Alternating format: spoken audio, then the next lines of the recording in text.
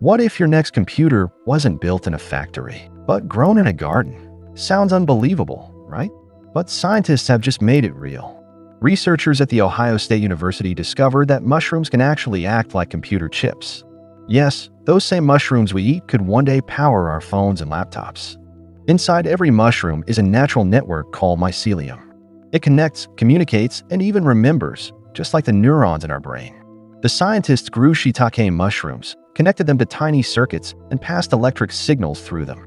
To their surprise, the mushrooms started switching electrical states thousands of times per second, just like real computer memory. That means these mushrooms can store and process information while using almost no power. And because they're biodegradable, they could help us build eco-friendly computers that don't harm the planet.